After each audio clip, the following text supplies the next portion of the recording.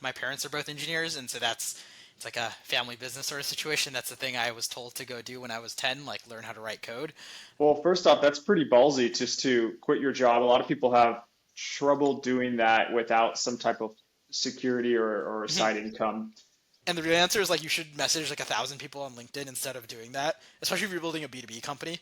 If you are going to be doing deep focus work, you better like block off all distractions. Otherwise, you're just going to do garbage work. I'd actually almost argue the radical approach, which is less engineers is better now because each engineer like can control more using the AI when they have the full context of the code base in their head Mhm. compared to like you've divvied up like 10 people.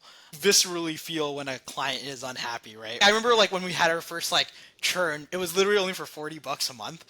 But I was like, it ruined my day. I was like, this is the worst thing that has ever happened. Money is not money till it's in your bank account, right? Like things go south like up until the 11th hour almost every single time. It's not a sale till the money Yeah, hits the account. 100%. When you're cold calling, 90% of your time is never even spent in a conversation. It's doing work that has nothing to do with the cold calls in the first place. I mean, even if you can marginally decrease that delay, it just increases your probability Yeah. significantly. It feels like you have to do more to get less these days. Like, hey, how do I hit quota without, doing this? And I think the third part is like, it's not like quotas have decreased, right? Ajinkya, welcome to Prospecting Pros. Thanks for coming on. Excited to be here. And we also have Chris here, my co-host. Thanks for joining as well. Of course. Let's jump into it. Why don't you give us a little bit of background? I'm gonna as you're giving this intro, I'm gonna do a little research myself. But I want to hear about your background. I know you're an engineer, but I want to hear about your past and then also how you got to Trellis. And then I'll ask some follow-up questions. I want to hear about the story of Trellis and how it got to where it is today. Let's do it. Awesome. Yeah, so as you mentioned, my background is as an engineer. That's mostly because I grew up in the Bay Area. My parents are both engineers, and so it's like a family business sort of situation. That's the thing I was told to go do when I was 10, like learn how to write code. And I just assumed that was the thing I would do. Uh, did that all while I was growing up. Ended up going to college to do computer science. I think at some point during those 4 years, I was like, all I know right now is how to write code. I have no idea like how you actually make like money in a business. I think the first time I realized that was I interned at a startup called Newfront, and the biggest question on my mind was how do you even incorporate a company? Like I didn't understand that like that's like a not a difficult process. I thought that's like a laborious, like incredibly complicated thing, and like it was obvious to me how abstracted it was. And so after college, I decided to ditch engineering for a good 2 years. So just do something super non-technical. I went into consulting. I think I learned a lot around like how business works and like how you actually generate revenue. But I realized pretty early on, I'm not well suited to do PowerPoints. I'm well suited to build product. Like that is the thing I love doing. And I just was lucky I was born in the Bay Area and like it was the thing I wanted to do all my life. So pretty quickly quit that job and then moved into just doing startups. So the way I got into startups is pretty dumb way, and I would never suggest this to anyone else, which is I just quit my job and I'm like, I'm gonna go do a startup. I don't know what I'm gonna go build. I'm just gonna go do a startup like that. If you're trying to induce insane amounts of mental angst, I would suggest you go do that. But otherwise, stay away and stay clear. And so that's how the journey started. Ended up finding my current co-founder Craig through like my best friend from college used to work for him at their previous role. Craig's also an engineer. He had a similar journey, maybe over like more years than I did, but he also realized I just want to do startups, so he also quit his job with the concept of I'm not sure what I'm going to build, but I'm going to build a startup. So here we are. That's square one, and then happy to share the journey of Trellis, but that's actually like how we got our start, which is in the silliest way possible, but maybe in a good way, which is, we knew what we wanted to do in life, but we didn't know what would be the startup itself. Well, first off, that's pretty ballsy just to quit your job. A lot of people have trouble doing that without some type of security or a side income. So one, tell us how you one made that decision, and then two, how did you come up with the idea? Was Trellis the first thing that you came up with and you started building, or was there something before that? No, that was a very difficult, long period. But Okay, yeah, tell so us I about that. think I think maybe so to your first question, actually, on like quitting. I think when you're I quit when I was like 22, 23. Like I think the thing my mentor had told me at the time was if you're not willing to quit now when you have literally zero responsibilities, right? Like I didn't have a family, I didn't have like kids I was supporting or anything. And if you have enough money saved up for say like a year at least of runway, the belief that you will quit when you're like in your 30s with your first kid that's like under 2 and you're going to be able to do it then is like a crazy sort of like conception to like make. And so if you want to do this thing, like you should be willing to do it now, was sort of his take. So I think that's the way I look at it. If you're on the younger side and you don't actually have real responsibilities and you, worst case, you can like crash at home, your parents let you, and you can build your startup from there, like it's almost a no risk move in reality. It feels like a risk, but it's not actually a real risk. So that was, I think, on that part. But actually starting the company, we were in what we call pivot hell for maybe over a year, where we had no idea what to build. So we threw literally everything at the wall and made every rookie mistake on planet Earth, which are building things that no one wants but says they maybe would be interested in. Working, like meeting with people for over like 3 months, giving them free software with no like commitment on their end to give us money. And then at the end of all of that, finding out like, hey, I actually don't have budget for this. So like every rookie mistake I have probably made at this point. And the thing that eventually solved like how we should build the business is we learned that you should talk to 10x the number of people that you think you should talk to. That was actually like the real answer, right? In the beginning, we would sit all day just like walking around our Airbnb for hours a day, like contemplating, oh, this could be a product, this could be a product, and like theorizing about all these worlds that we could go build into. And the real answer is like you should message like 1,000 people on LinkedIn instead of doing that, especially if you're building a B2B company. And then you should ask them exactly like, what do you do all day? Where are you facing problems? If you could get a miracle cure for one thing, what would it be? And like you do that enough times in a specific space and with enough pointed questions, you're going to get like some B2B problem you can go solve.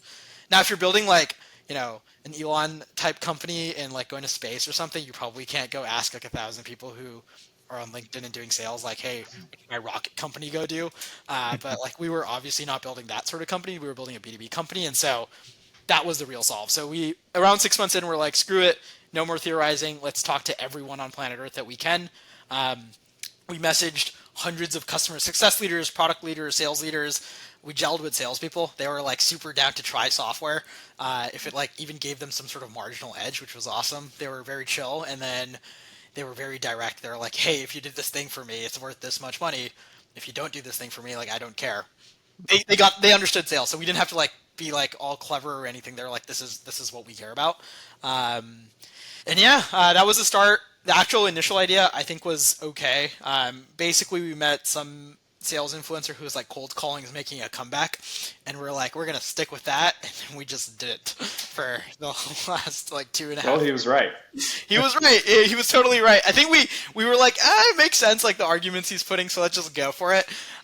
We made a bunch of dumb decisions at the beginning. Like one, we started off with this real-time product, which a lot of people like tended to know us for, which is, hey, if this objection comes up, here's a response. It's only really useful in specific industries where there's like a lot of context you need to know about selling, right? So like you're selling insurance or like selling solar panels or something, and like you need to, if someone brings up a specific technical term, that's when you need the context. It tends to not be great if you're like, hey, if they say not interested, here's like exactly what you should say, because that's so specific to each business. Only good reps can even use it, bad reps can't, and so, you know, we still did that boondoggle for like probably another 1.5 years, and then we can go into the real Charles business, which is like now this whole like dialer or cold call ecosystem. But that actually honestly happened because we then brought on an actual salesperson, and that like changed the whole trajectory of the company. So I'll give a shout out to Dom Odeguardi. He like runs our sales team. He's like super young kid out of Cognizant, and he helped us like basically actually make the product because he had real experience. Nice. Yeah. So what does your day-to-day look like now that you're kind of up and running in the motions? Are you still coding, or are you just doing meetings all day? I am half and half. So we're still a pretty lean team of like 5 people or so. And I'm one of the engineers, so I like build a lot of the product. I'm probably half my day spent coding, all my weekends are spent coding, and then I will do mostly handling large accounts and customer success. So like I would say 9 a.m. to 3 or 4 p.m. is meetings, and then 4 to like 8 or 4 to 9 is coding, and then weekends are coding. Yeah, I'm sure other tech founders too would probably find it interesting. It was like, how do you juggle everything? How do you juggle coding, doing the sales, the Yeah. customer success, managing the accounts, and Yeah, everything? yeah. I think the real answer is you have to have a little bit of ADHD. Otherwise, it will just be impossible. Like when you are like the linchpin in like customer success and all this, right? Like you guys know this. That world is like someone's messaging you on Slack just every 30 seconds. It might not even be a bug. It just might be like a small issue that's happening, and they just message you on Slack. And so you have to be willing to like drop your current context and switch and do that, right? And so the way I look at it is there's two types of work you're doing. There's hey, like a quick ask for this like setting adjustment or something. Like that doesn't require like critical thinking. That just like a lot of like clicking buttons or like typing a quick message. So your a majority of your day should just be like you're willing to ADHD switch, and you should be doing work that is not deep focus work. If you are going to be doing deep focus work, you better like block off all distractions. Otherwise, you're just going to do garbage work. And so Yeah. that's effectively the way to manage it. It's like time block, like deep work. I won't even respond to like unless it's a major customer alert. I'm not going to respond. And then during this time, I'm going to do like small UI fixes if I want to. Plus, like anyone messages me, I'll respond. Yeah, I think it'd be interesting to know too, kind of your angle as you have to scale at some point, and you can only scale so far. And this Yep. is something that me and John face on, probably talk about on a Yep. day-to-day basis is how do we grow as a company where we're limited in bandwidth? Yep. Right? Yep.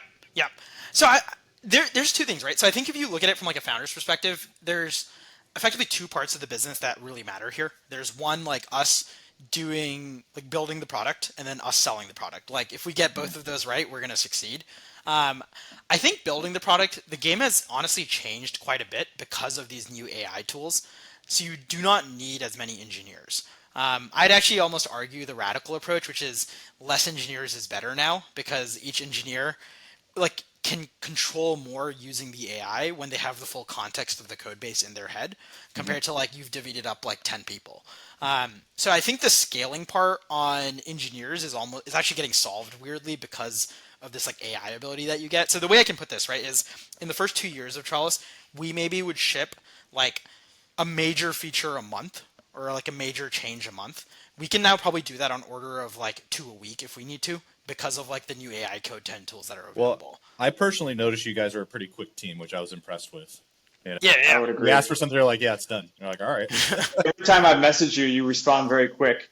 And even when the team is messaged in, for those that are using Trellis, you respond very quick, which is impressive. It's the ADHD of just Slack alert, and my reptilian brain is like, all right, here we go, response. Yeah. Back to the deep work. One of the things I battle with is I get my best work done on the weekends because no one's bothering me, and I have like clearer thoughts. But I also battle with like, hey, this is the time to be recharging, and like this is the weekend I should be taking this time off. But it's also if I work like 4 or 5 hours on a Saturday, I like close my computer. I'm like, that was great.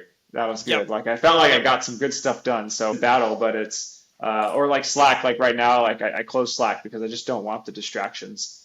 No, I totally agree. I think the trade-off you kind of have to make is if you're starting your own business, right? It's sort of I think like the Jeff Bezos thing, which is like he doesn't believe in work-life balance because like his work is his life, and like you can either choose to accept that or not accept that, and like you're just going to build a very different business based off like what you want. And like I think either flavor is extremely fine. You should just know yourself, right? So if you're someone who's not going to be able to be in the long run because you lost your weekends, and so then you should totally just not do that. But if you're someone who like I love to work, like I feel anxious when I go on vacations and I'm not working now, which has been a absolute, and you totally, yeah, you get it, right? Like you're like on this vacation, like, but you're like, oh my God, like I don't have my laptop in front of me, like I can't do this thing. And you're just like, this sucks.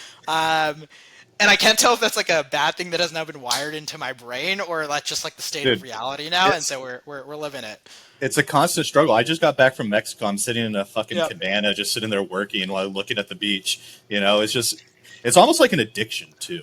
You know, 100%. No, yeah, it 100% is. And like, you can choose to solve that addiction or you could choose to play into it. And like, I think also when you're building companies, especially in the US, I think there is an ethos of like, you just go all in and just commit to the bit and then see how it plays out.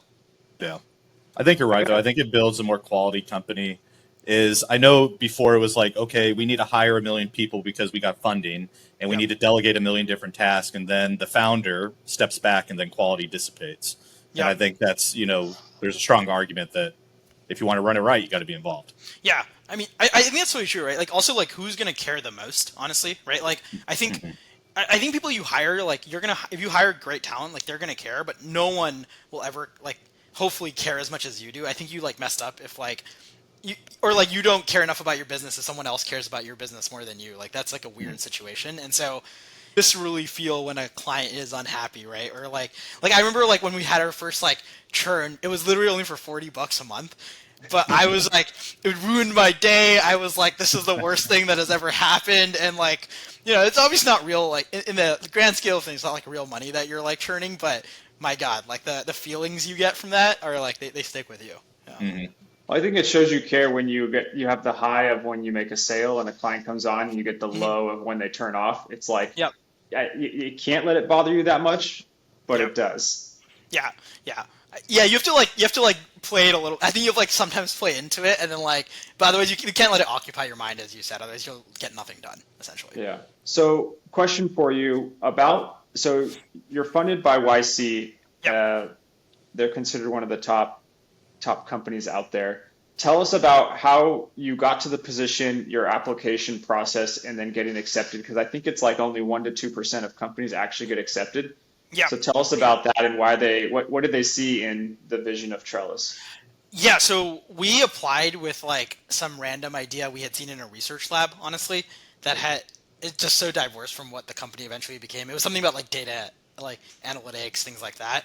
I think the thing that YC basically cares about is, one, I think they have like a tendency, if you're younger, like they'll just take a bet on without like seeing any past experience, right? Because there's not really much to base off of.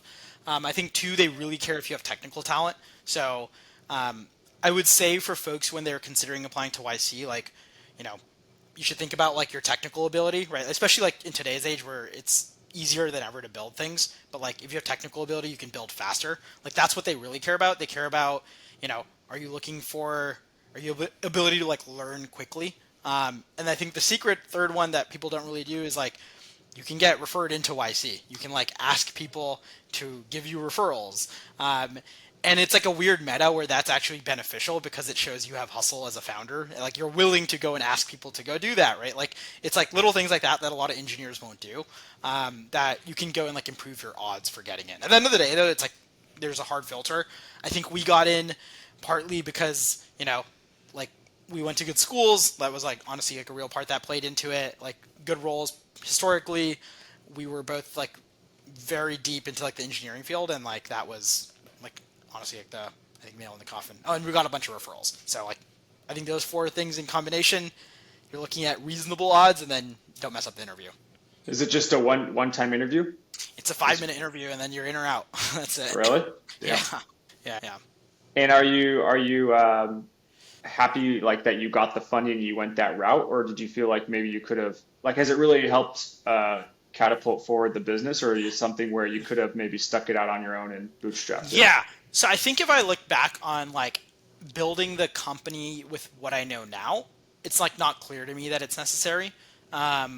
I think the thing that it is incredibly good for is, one, if you've never founded a company before, it basically puts you in contact with 300 people who are also trying to found the company at the same time, right? And as anyone who's like run a business knows, it's like an extremely lonely endeavor when you're like in a small shop that like doesn't have like 500 other employees that you can go to like happy hours with, things like that. Like it's a pretty like lonely gig that you're signing yourself up for. And so I think the part that they do really well is like on a community side, that you like understand, hey, there's like 80 other people who are facing this exact same problem as me. So all of a sudden that problem doesn't seem like as big of a deal, right? I think that's one thing they do really well. I think the second thing is just core basics of business building that they like instill in you. So the number one mistake I see a lot of young founders make and I did this all the time, which is like they theorize too much around, hey, like if we do these like 30 different strategies and they all come together, like our business will work. When the real answer is like all you should do day in and day out, especially in B2B, is like go reach out to as many people as you can so you can like talk to them and sell your thing, and then go build your product based off what they say so you can sell your thing better, like more effectively, and then you just do those two things really well and you're going to be fine. And like, don't overcomplicate. So they like teach you like fundamentals, I think, of business building pretty well. This episode is sponsored by Level Up Leads, a B2B sales development and appointment setting agency. Companies always need pipeline, but they oftentimes don't want to hire SDRs internally. The whole process is risky and expensive. You've got hiring costs, onboarding, training, additional spend on your tech stack, a few months to ramp up. And with that being said, SDRs are a high turnover position, and the person you hire might not necessarily work out, so you need to start all over again. That's why companies outsource this. Level Up Leads allocates a team of people, their tech stack, so you can onboard and launch your campaigns in about a week. They set qualified meetings in your calendar so your team has more selling opportunities. Visit levelupleads.io today to learn more. All right, now back to the show. Mm-hmm.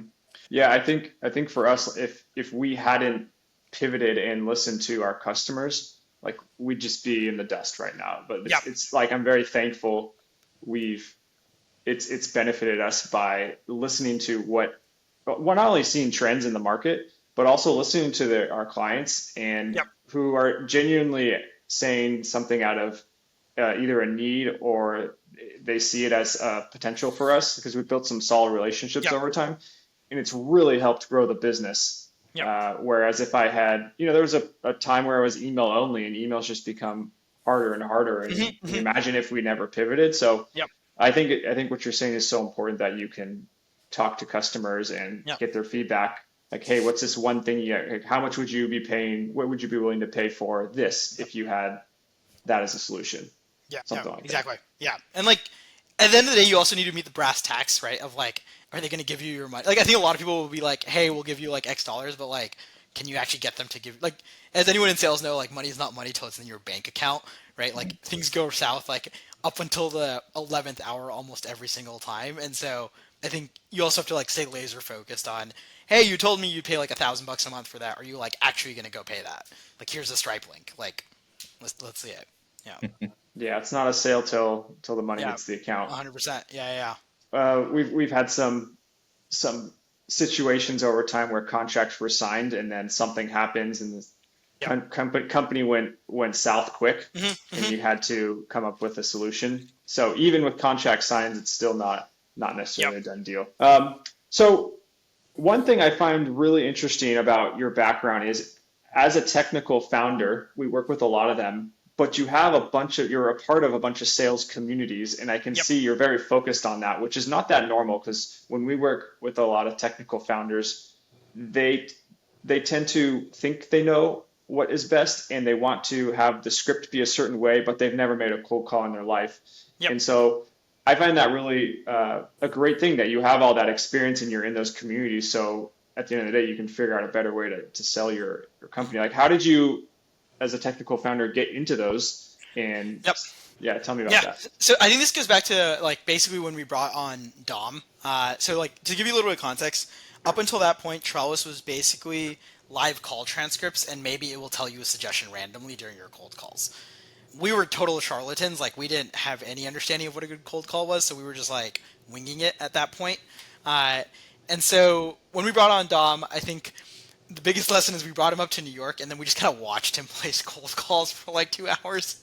And there was so many things that were so obvious to that. So I think, like, number one, the things that we learned, right? Like, when you're cold calling, 90% of your time is never even spent in a conversation. It's doing work that has nothing to do with the cold calls in the first place. Like, who should you cold call? When should you cold call them, right? Like, all sorts of stuff that, like, people just forget about. Like, they're like, oh, I want to get this person on the line and, like, say this. I think the second thing was, it almost never really mattered what he said other than like how he said it. And like that was like 90% of the game, right? Like when I did my cold calls and I sounded like a charlatan, because I would be like, do you want to like this? And then they'd be like, what are you saying? But he would just hit them with like a joke. It's super calm, super smooth. And like, he could literally say whatever he wanted, and they would just probably like talk to him and laugh. And so like, I think my basic learnings were people over index on scripts, because they feel like that's like a controllable element compared to, can I control like how my rep talks or like their tone? That was a big lesson. I think the other lesson was like, what is the actual like pain of cold calling? A lot of it has to do mostly with just like the actual like tooling or like what you're like the actual mechanics of it itself, and so that like changed what we ended up building. But I think the answer here is, just never assume you're an expert, especially if you've never done the thing, because you definitely are not the expert. And if someone who's good at it is telling you you're doing something wrong, there's like a good reason for that.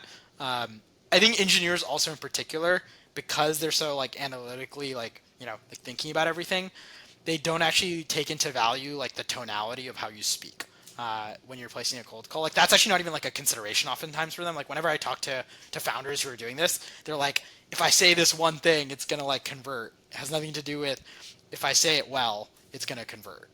It's a constant battle for us is when we do work with technical founders, they know the product best. That's great, but again, they've never done any of this outbound themselves, or typically if it has, it's been through like a warm intro, and it's just a whole different conversation than going in cold.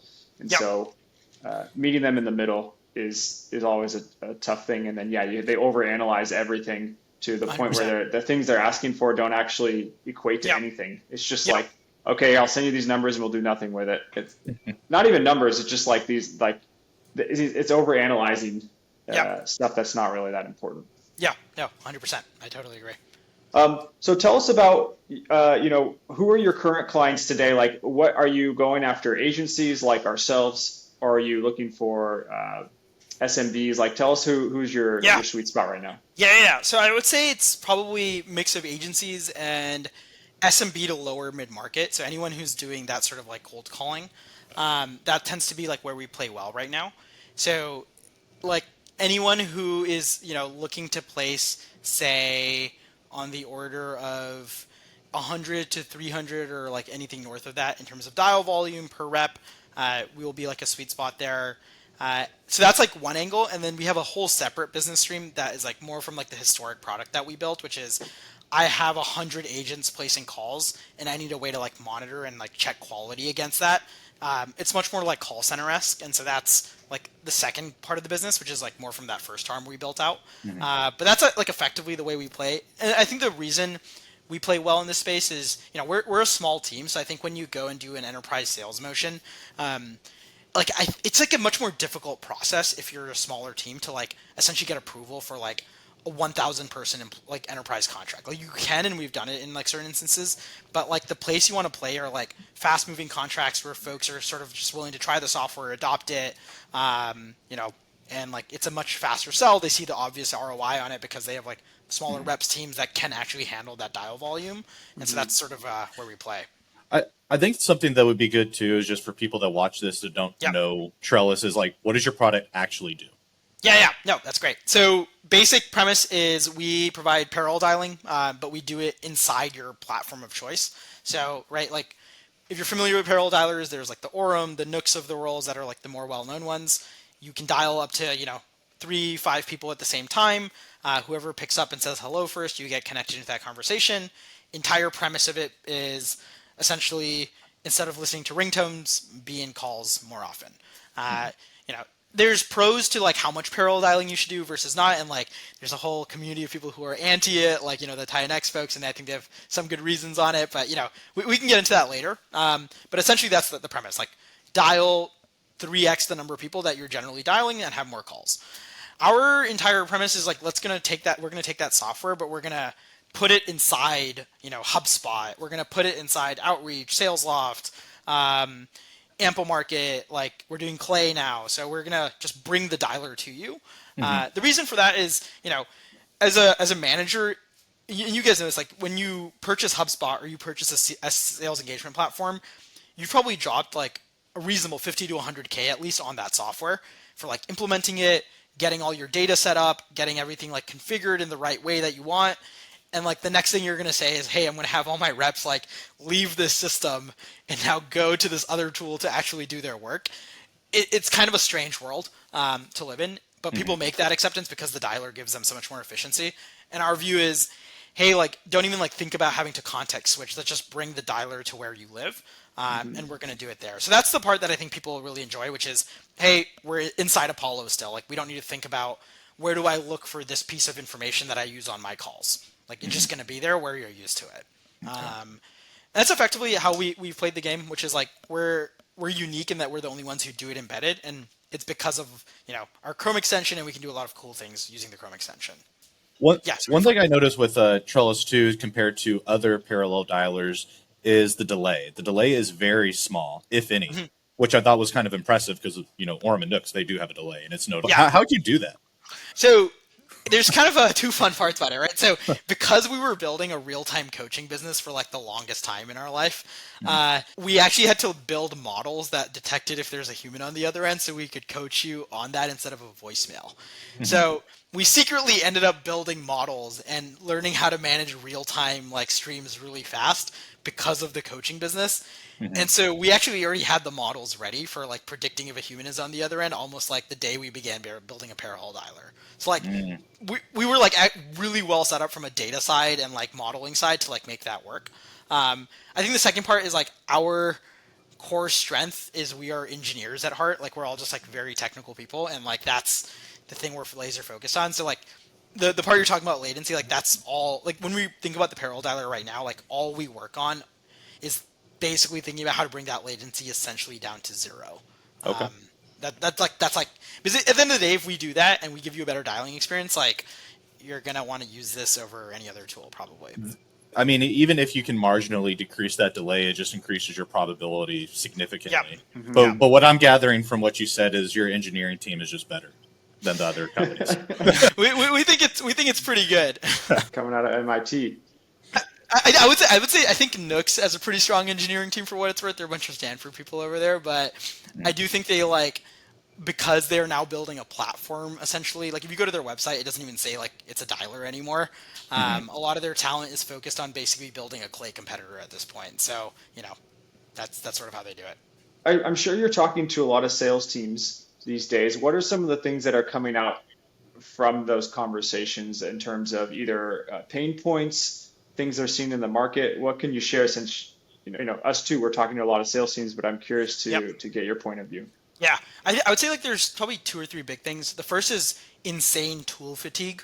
I think the last 4 years, and you guys have seen this in the market, there's been like maybe a sales tool launched every day almost at this point, it feels like. And so I think a lot of sales leaders are just very unsure where they're supposed to allocate their time and energy. Mostly because I think there's a huge worry that you're being left behind by all this new AI stuff that's coming out. But when you go and get the AI thing, you have no idea what to go and get. And so I think there's like a general angst I feel when I talk to folks. I think 2, it feels like you have to do more to get less these days. I think there's a general feeling of that, right? Like with emails, for example. Emails is a great example where, 10 years ago, sending emails was still a reasonable channel. Today, it almost feels like you're actually just like doing a full engineering exercise to make like even one email go out correctly at this point, right? You have to do all these like warm-ups, deliverability, like it's a lot to manage for someone. So I think that's the general feeling that a lot of people have, like, hey, how do I hit quota without, doing this? And I think the third part is like, it's not like quotas have decreased, right? So I would say all those 3 things in combination, like sales management feels probably intense pressure, like compared to I've ever seen like them having it. I think they tend to like handle it well, but it's, I think, a general pain of they don't feel like they're able to hit quota. They feel like they're a lot of times being left out to pasture essentially by like a lot of leadership in their companies, which are like, hey, we should still hit like this extra quota because like the markets are downturning, and then we're not going to give you the budget to go do that. So I feel like there's a lot of pain for them from that aspect, but I think things that I'm seeing like trend wise that people are experimenting with. So I think a lot of people are starting to focus a lot more on like quality out. You're basically split into 2 camps now. You're either going hyper quality, like your reaction to the last 4 years is we're going to actually scale down the amount of outbound we're going to do, and we're going to go full quality focus. So like in-person meetings, gift giving, very targeted emails and LinkedIn outreach. I'm still left to see how that camp plays out. I think it's a very expensive strategy, and if it works, it works, and it only works if you have high ACV. I think if you have a low ACV, they've basically gone to like, we're going to increase the spam cannon, honestly, is the general trend, which is more emails, more phone calls. Let's try to meet quota this next quarter, because you're never really thinking about like, am I going to meet quota in Q1 of 2026? You're like, am I meeting quota like this quarter? And so I would say like you're either becoming much more of a larger spam cannon, or you are like super focused on quality, and it basically is tied to your ACV size. All right, let's wrap this up. I appreciate you coming on. Where is the best place for people to find you and learn more about Trellis? LinkedIn by far, and then our website Trellis. The best way is honestly you can download a free Chrome extension and it will actually do like 90% of the functionality for you. Like we'll give you actually a free power dialer for like $30 a week. You can just try it out, see what it's like, and you don't even need to talk to us to use the tool. We'd like to talk to you, but if you don't want to, if you hate us, you don't need to message I think us. that's smart though, reducing the friction on the initial Yep. stage. Yeah. Yeah, yeah. Like we just like try out the tool. You can, and we love feedback. We love like, hey, I hate this button, I hate that. Like we will go fix it. But that is the best way to go talk to us. If you're listening or watching, check this out. Check out Trellis. It's an up and coming tool. I had heard about it on LinkedIn a bit, and we're actually trying it out internally, and I've only heard positive things. So check it out if you're looking to set up a dialer and have it work within your CRM. All right, thanks for coming on, guys. Appreciate it.